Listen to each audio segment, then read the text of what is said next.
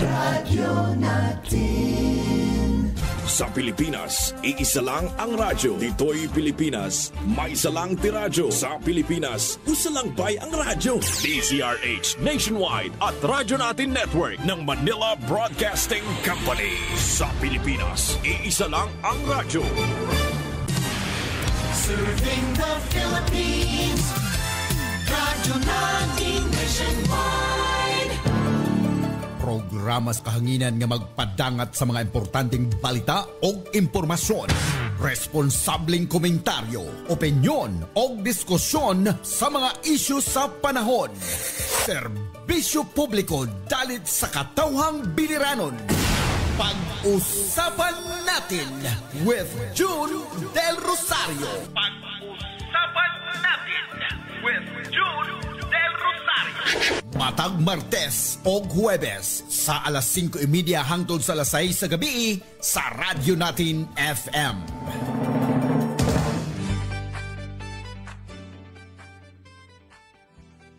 Okay, maayong hapon sa atong mga suking tigpaminaw diha sa lungsod sa Naval, sa tibok probinsya sa Biliran o sa tanang lugar nga maabot ning atong Sibya, no? Welcome sa atong programa sa kahanginan. Ang pag-usapan natin June Del Rosario nga inyong mapati din sa radyo natin every Tuesday and Thursday 5 ingat to sa alas 6 sa gabi, mga kaigsuunan. So, kumusta kamong tanan? Nanghinaot ko nga naamo sa luwas nga kahimtang. I understand medyo dili pa maayo ang panahon diya sa atong probinsya sa Biliran. Sinati diya og mga pagbaha tungod sa kusog nga ulan. And I understand until now wala pa'y internet connection diya sa atong lungsod sa Naval. Asilan pating lisura mga kaigsunan. By the way, kung ako just to nahisgutan man nato ning internet connection na ako'y nakaistorya nga taga Globe, no? Dilang nako panganlan basta dako siya nga official sa Globe, no? Kaya diha magul sa atong probinsya sa Biliran akong napansin na maglibot ko ba bisan diha sa atong lungsod sa Naval kana maglibot ko gikan sa lungsod walay problema kusog ang signal, no? Kusog ang signal diha sa atong lungsod. Pag abot nimo diri sa Karay-Karay, sugod nimo sa Karay-Karay, wala na signal diha. Public knowledge man eh. So kung maglibot ka sa tibok Biliran sa tinuod lang, lisod ang signal. Daghan kayong mga dead spots diya sa atong probinsya sa Biliran. Ang internet hinay o niya sige pagkaputol tungkol sa mga paan po siguro sa disturbances sa weather. And then ang kusog lang ang signal during regular times. Kana rag yung mga poblasyon, no? Ulibot ka sa mga barangay, why mga signal? Lisod ka yung signal. I do not know. In fact, to be accurate about it, gusto gali na ako libuton ginang tibok probinsya. Gusto na ako tan-awon gyud kung let's say sa matag barangay na bagay signal, no? May signal ba ang Globe, may signal ba ang Smart? Maman ay atong mga primary telco nga nag-operate sa itong probinsya sa Biliran. Kaya kabalo mo, importante kayo ang public utility, especially ang telecommunication sa kalugar. No? Kabalo man ta karon nga halos tanang business activities, halos tanang government transactions, halos tanan communication, labi na sa atong mga OFWs, no? Mga pamilya, is relying sa internet connection karong panahon na. Dili na gani kaayo sa text, no? Dili ako gani tagsa na lang kumugamit sa akong text. Dili na gani sa tawag, no? Kasagaran gyud is through messenger sa Facebook, through Viber, through WhatsApp, and others. No? Kaya lagi, libre man. Basta na kay connection sa internet, na kay data. So, importante kayo, ang payments karon. Mostly sa mga payments is done through GCash, through PayMaya. Adi, maka-access sa GCash, sa PayMaya, sa PayPal, o sa panadiha. Kung wala kay internet. No? Bisan ka ng mga payments at mga utilities karon at mga transactions sa government. In fact, ang atong gobyerno karon, si President BBM is very much focused sa pag-implement sa e-governance. In fact, na-develop karon ang DICT na platform o sa ka apps o sa ka palihog kog kuan lagi inday pakitanggal mo na sa kuan sa background kay medyo ma-upset ko. Na-develop karon ang gobyerno nga e-gov nga apps, no, nga kung diin ang halos tanang mga government agencies nga may mga transactions ila nang gi-convert through online application. So for example, mo apply kag NBI clearance, di na ka kinahanglan mo ari pagtakloban, no? Visit lang ka anang e-gov nga apps, mobile apps, imura nang i-download, tibutang nimo sa imong cellphone, o niya siguro you have to sign up, and then you can already apply or submit application. For example, NBI, no? Pwede ka na online. And many other documents that we may need, or permits or clearances from the government, pwede na ni anang usa ka platform. So, we're talking about e-governance. Kabalo mo makaigsuunan, importante ning e-governance. Number one, it will give you more comfort and convenience sa mga tao. No, dali na lang.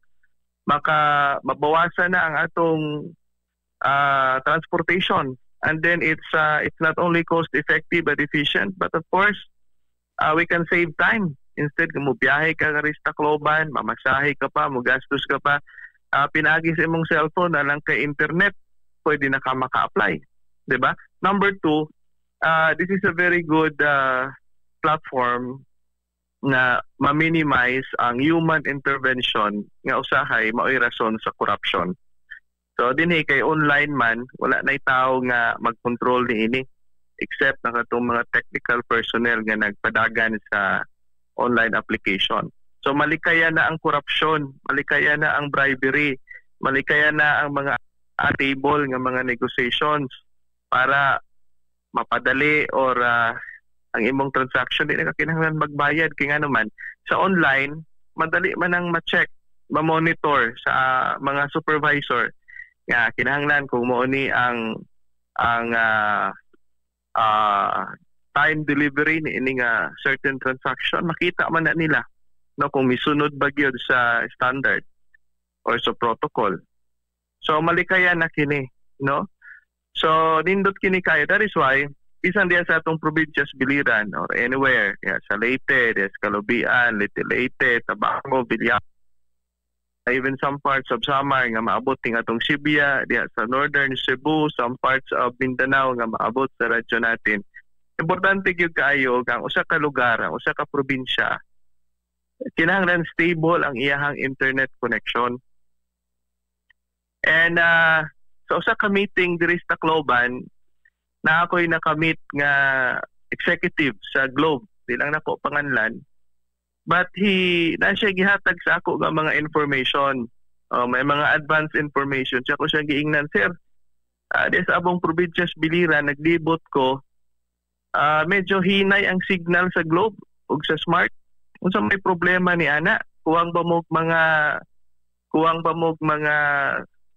tawag ana, mga cell site. Kuwang ba mo mga cell sites, mga towers. Kinahanglan butangan siguro ninyo kay tanaw na ako, murag daghan na mga users or mga subscribers po des probinsya biliran. Labi na diyas na bal. Pero akong nabantayan, ako siyang giingnan nga, ang signal concentrated naman des lungsod. Igon dyan sa ako, sir, kabalo ka, every year mag-expand yun ang Globe ug Smart. Meaning to say, nagtikadaghan man ang customers, no, nagtikadaghan man ang data nga gikinahanglan, nagtikadaghan ang may cellphone, nagtikadaghan ang gusto mo gamit og internet. So gusto namo magbutang og dugang nga mga towers diha. The problem is ang gitawag nila kanang ilang highway, fiber highway. Kay bisan og daghan og towers, kung bagdaghan sila towers, magkinahanglan sila kinahanglan mas mo, di lang yun ako makuha ang saktong technical term, but in short, kinahanglan ang supply sa data nila diya sa atong probinsya, usa sila makahimo og daghang mga towers para mo kusog ang signal, mo taas ang coverage. Kinahanglan mapadako nila ang ilahang highway, ang ilahang fiber line, no? Mapadako nila. Ang problema na sila problema dihas pagso dihas biliran sa ilang highway, no, sa ilang fiber line. So sabi ko, maybe this is something that we have to study. Kaya ko nga, di lang sa ako, what we call this, di lang sa ako ni i-mention din because of course there are sensitivities. As a responsible radio personality, labi na kay KBP member ta. At the same time, syempre, as a government official, we're very mindful about the sensitivities. At kwaon sa nako ang tanang mga technical facts, ang tanang mga information. Usa siguro nato i-share din sa kahanginan. And then later on siguro, even as a private citizen, as a resident of Biliran, as a Biliranon, ato siguro ning ipadangat sa atong ipadangat tani sa atong congressman, ipadangat tani sa atong governor, sa atong mga sanggunian panglalawigan members. I think they should look at this. They should look at this. They should make an inquiry. Or they should make an investigation.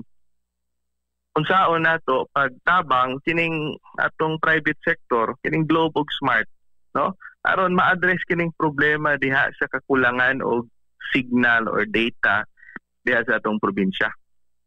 Kay affected tang tanan, no? Kahit ako diha maglibot-libot ko sa atong circumferential road sa Biliran, I have to syempre daghang to natay replyan sa opisina.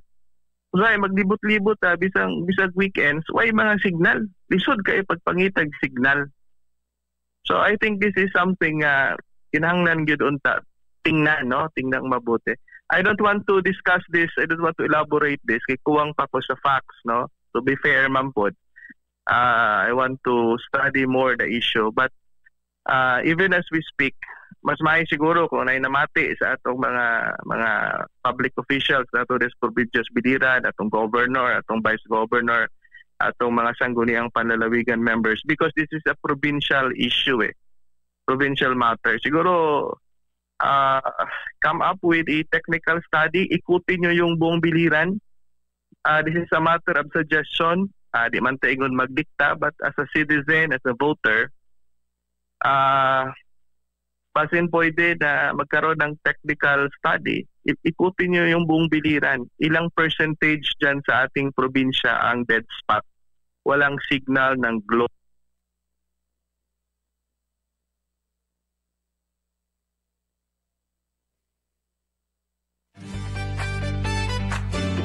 Yan.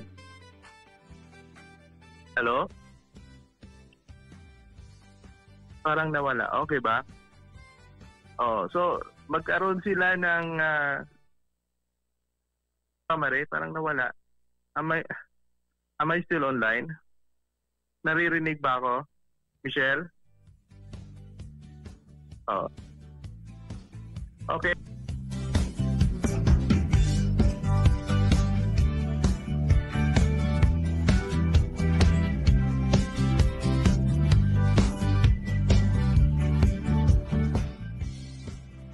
Atong mga, for example, kining atong sangguniang panlalawigan, naman na sa committee diha on public utilities.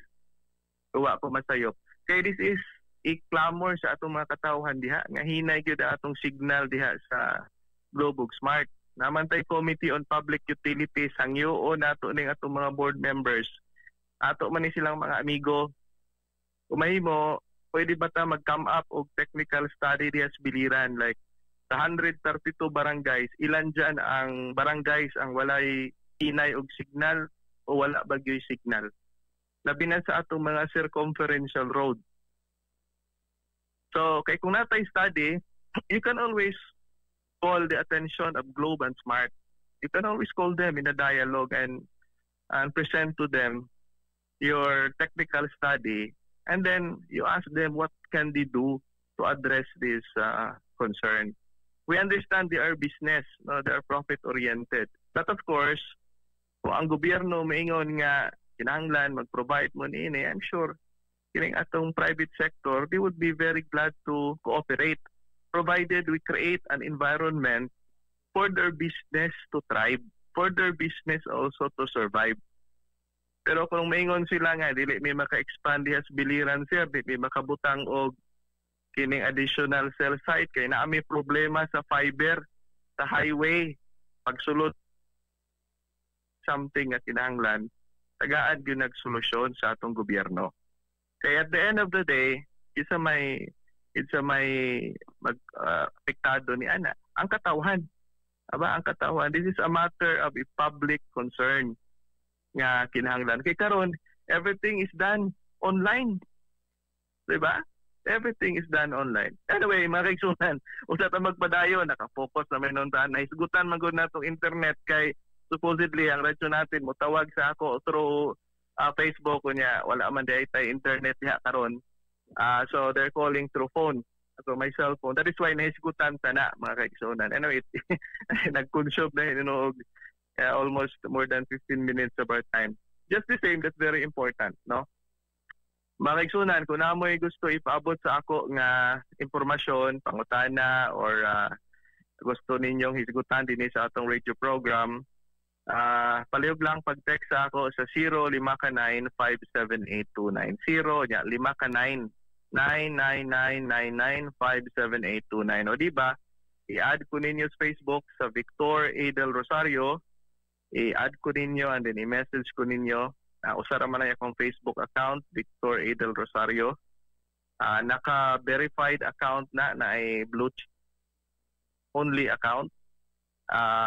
So you can just message me, you can add me kung na mo yung mga gusto nga ipaabot sa atong radio program.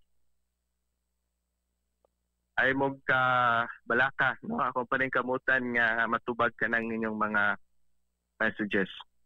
Now, usa pa mo ato nining mga issue again karon sa flood control projects involving public works and the Department of Public Works and Highways.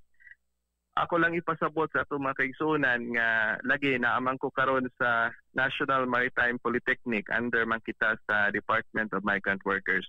Kung natay mga kaigsuunan diya sa Biliran o diya sa Leyte nga maabot ning atong Sibya, kung naamoy mga paryente nga mga OFW unya di magid malikayan usahay na ay mga problema sa ilahang mga pagtrabaho dito sa laing nasod. Kung nakinahanglan sila assistance or tabang sa gobyerno, pwede silang mo paabot ana dinhi sa atong radio program. I-text lang ko ninyo kung naay mga namoy mga paryente dito sa ubang nasod nga may problema, kana atong paningkamutan nga mapaabot sa liderato sa Department of Migrant Workers, mapaabot nato sa OWA, mapaabot nato sa Department of Foreign Affairs para matabangan nato. Kay ang atong gobyerno under President Bongbong Marcos, under the leadership of Secretary Hans Kakdak ng Department of Migrant Workers, and under the leadership of Administrator P.Y. Kaunan ng OWA, puro man nato mga amigo, puro man nato mga kaila, ato maning message diretso sa ilang mga cellphone. So makita-kita man nato sila every now and then sa mga meeting sa Manila. So kung natay mga Biliranon, mga Litenyo, sa Marinyo nga may mga problema ang inyong mga relatives nga OFWs, then pasabta ta atong paningkamutan nga makatabang ta ni ana. Like kung gusto sa atong OFW nga ma-repatriate, labi na og ang problema siya dito sa iyang trabaho, giabuso siya, na ba siya yung mga legal problems. Anda bang atong gobyerno ni ana nga motabang. Naman tayo gitawag og action fund, no? Action fund sa Department of Migrant Workers. Ang atong action fund, in fact, that is 1.2 billion every year, no? Mo ni ang agarang kalinga at saklolo para sa mga OFW na nangangailangan action fund.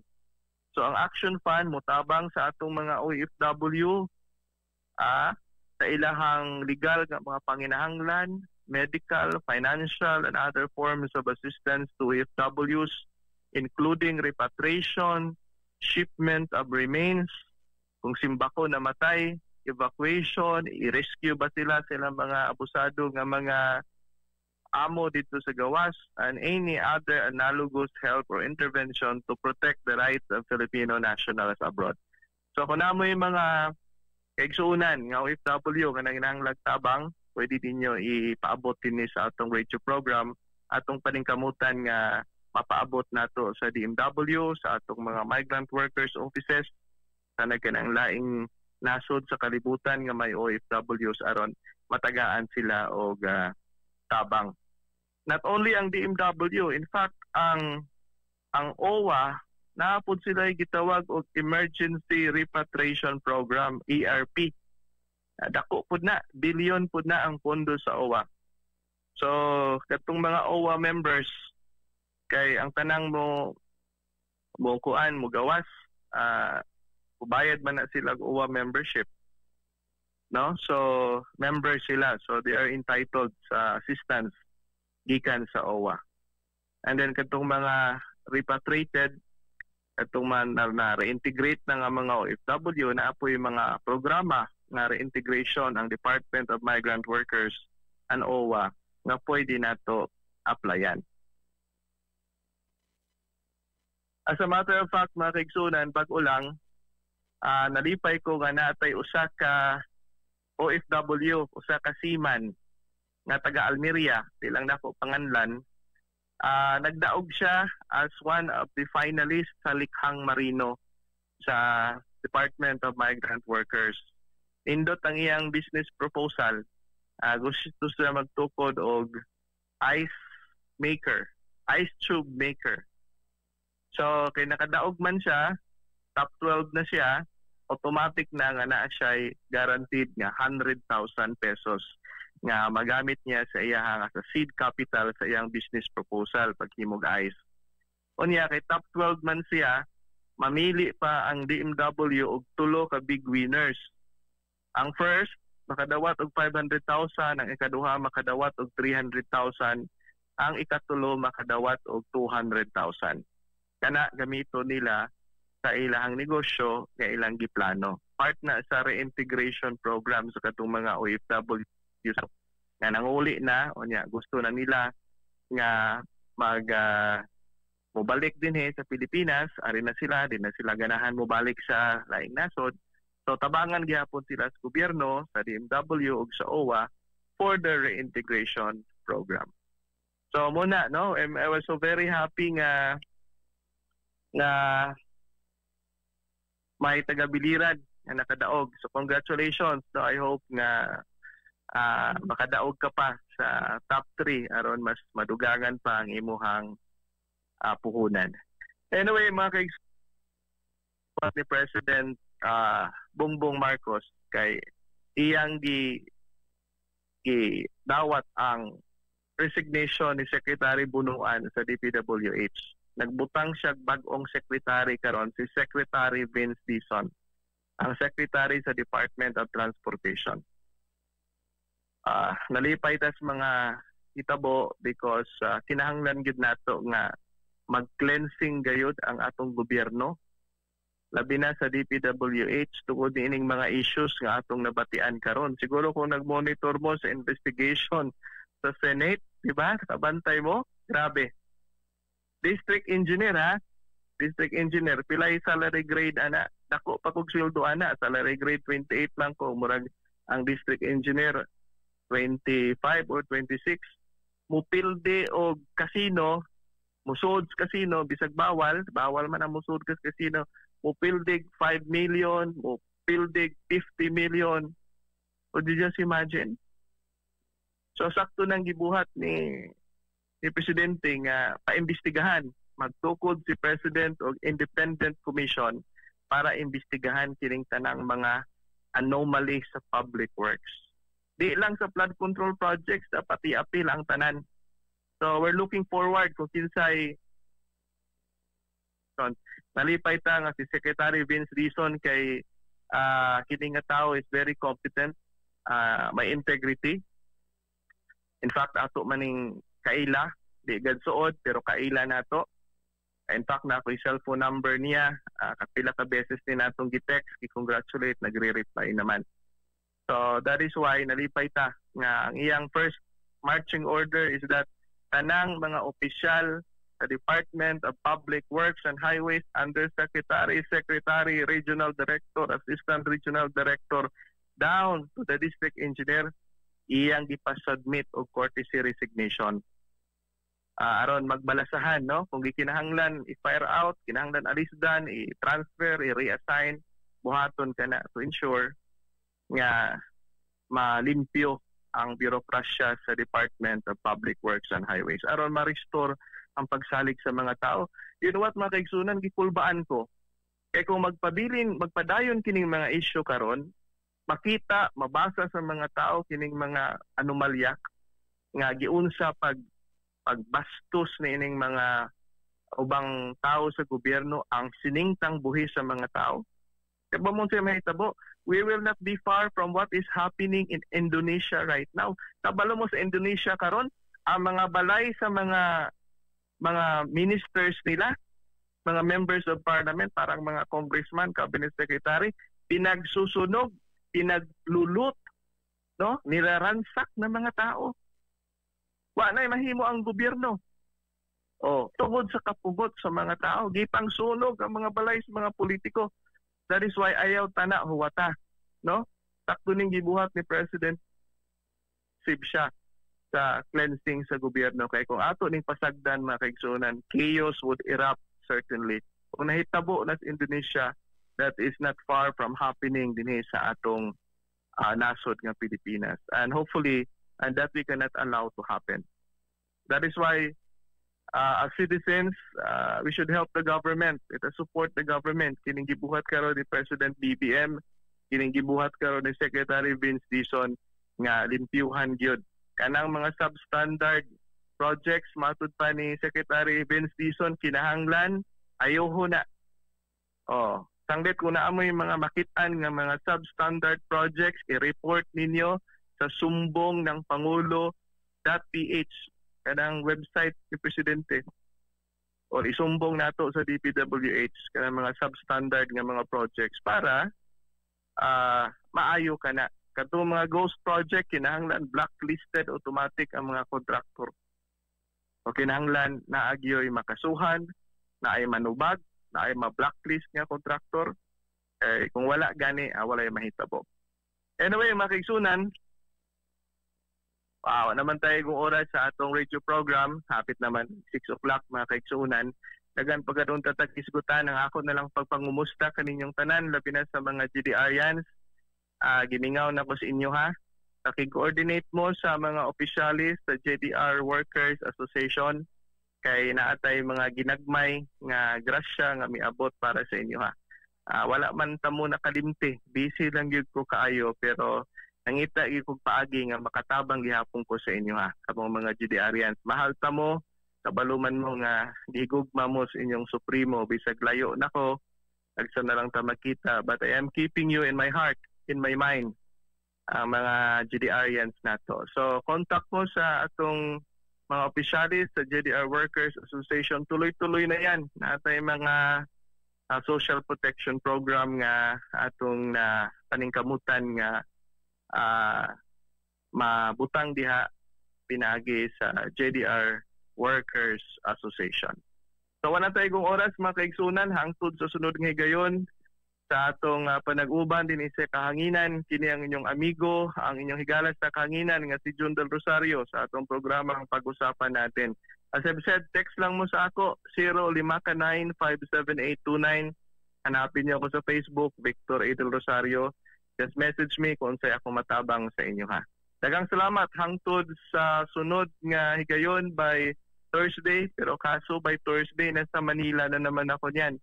May budget briefing yung aming sponsor sa House of Representatives. But anyway, akong paningkamutan nga makaradyo gihapunta karong Thursday para magkauban gihapunta. Daghang salamat. God bless Naval. God bless the province of Biliran.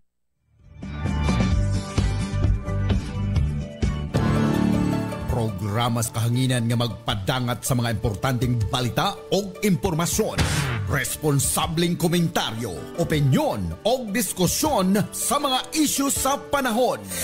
Serbisyo publiko dalit sa katawhang biliranon. Pag-usapan natin with June Del Rosario. Pag-usapan natin with June Del Rosario. Matag Martes o Huwebes sa alas 5:30 hangtod sa alas 6 sa gabi sa Radyo Natin FM.